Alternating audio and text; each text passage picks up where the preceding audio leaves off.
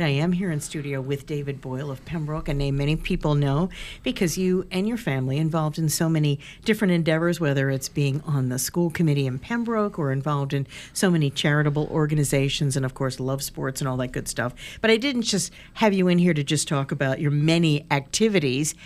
It was interesting. I found out through a little bird, actually your brother Arthur, thank you very much, that you are going to be the commencement speaker at Springfield College on Sunday. And I thought, I never really met a local commencement speaker. It's usually like, the President of the United States or a movie star or a big public official. And then I started thinking about it, and I thought, why not? Because in my humble opinion, because I've known you for many years, you're not only an accomplished business person, you're an accomplished person, meaning the way that you reach out and help people very quietly and get involved in so many things. So congratulations, and we're glad we have you in here. And you're a graduate of Springfield College. I am, class of 1983. What is the theme of your speech? Did they tell you what to say, or did you say what you want? It's a little bit of, I call it guided discovery learning. They basically said the mission of Springfield College, if you're familiar with what I call us and the YMCAs, we were the YMCA college for years. Mm-hmm. If you've ever seen the little triangle, and I call it the red triangle, it's educating the spirit, mind, and body equally for kind of that, I hate to say the perfect person, but the well-developed person. And they have a philosophy called humanics. And humanics is basically service above self, giving of yourself without, putting yourself out. You don't want to put yourself in danger or risk or whatever, but basically helping people. And we have a statement in Springfield that we say Springfield College graduates change lives. There was a perfect example, Tess Chilcott from Pembroke. Mile 17, as you hit Heartbreak Hill, they have a medical station. The entire staff there was Springfield College. And most people want to be at the finish line. That's where all the glitter and glamour is.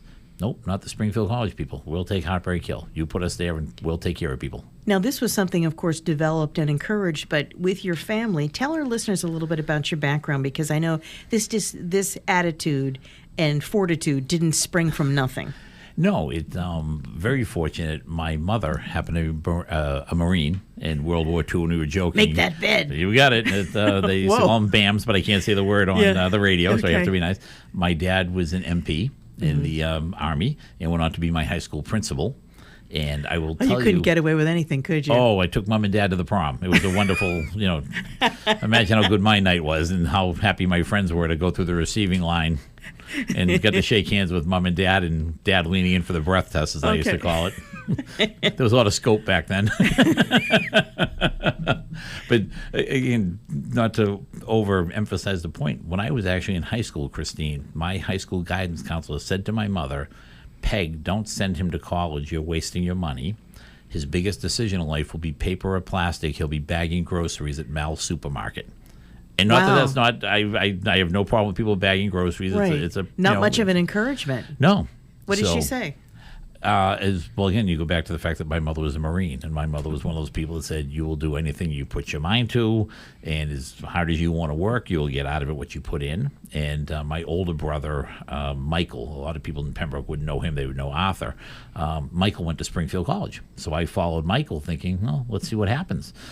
Found my niche. I would say, you belong there. It's just, I'm sure that's anyone who has a fondness for their school they went to. But now tell our listeners a little bit about your background, because you went to Springfield College. I know you've been very successful in your professional life. Yep. I'm in the wine and spirits business.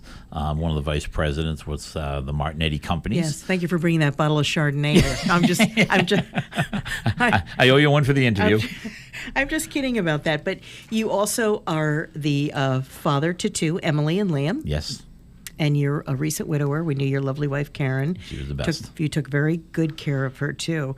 Now, I know that you are involved in a number of other groups. I'm not even sure what this means. What's the Michael West Eastern Mass Alumni Association? The Eastern Mass, it's the largest group of alumni in Springfield. We have Pioneer Valley out in Western Mass. We have New Hampshire. We've got probably 8 or 10 associations.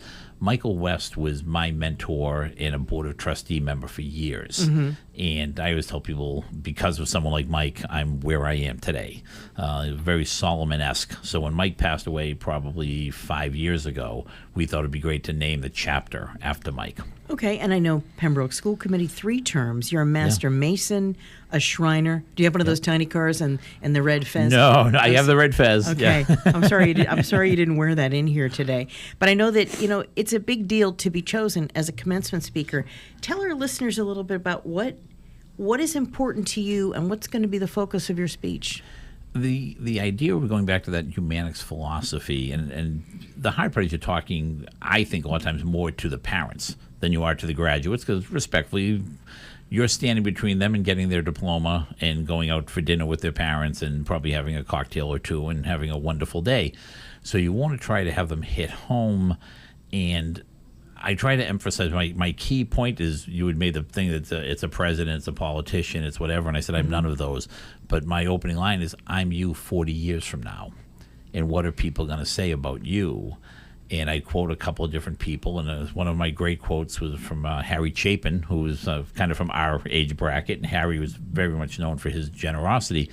And he was talking to a young artist who was kind of on his way up, and he said, I play one night for me and one night for the other guy.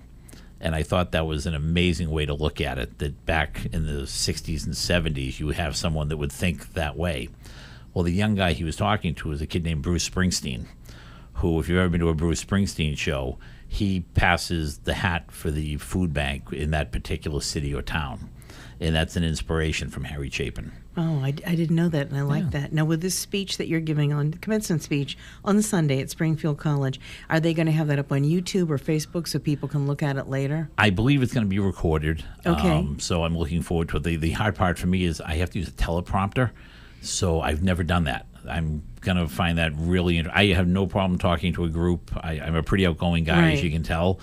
A teleprompter, you had to write the speech ahead of time, and I'll have to go from there. And you're thinking back, I'm looking back, I'm your generation too. If you could look back at that kid that you were 40 years ago, what would you tell that young graduate? I'll be honest with you. I tell everybody at 18, I had all the answers. At 21, they changed all the questions. And what happened is in 1981, they passed Prop 2.5. I graduated in 83. I was going to be the high school phys ed teacher. I wanted to be a coach like my dad. I envisioned myself coaching like basketball, football, and living that Friday night life, this small town. It didn't work out that way. I happened to get involved in the bar alcohol business, and that goes back to, I think, 79, my freshman year. So 46 years later, I'm still in the bar, restaurant, hospitality business, and I love it. It's a great business, a great company to work for. Give me like one other life lesson that you learned in that 40-year journey, thinking back to who you were at that age. I think if you look at a lot of things, there's a great quote again from Gail Sayers that I quote in my speech, and I don't want to sound overly religious, but he says, "The Lord is first, my friends are second, and I am third." Now, I've always said my friends and family are second. Anyone who knows me, that person will have your back inside out. I will defend you to whatever degree I can. And I think the other thing that I don't say I'm known for or not known for is I'll put my name on nothing. The Boyles do it because it's the right thing to do. That's the way we were raised. I think I had mentioned to you, my father said, you help those who can't help themselves. You take care of those who can't take care of themselves. And you defend those who can't defend themselves. And that's a great lesson I got from my parents. My brothers live it the same way. We were raised fantastic by great parents, and I think all of us turned out to be really great people and citizens and all of the above. Some great life lessons, and I'm sure your speech on Sunday will be terrific. Again, this is David Boyle of Pembroke, the commencement speaker this Sunday at Springfield College. We salute you here on WATD.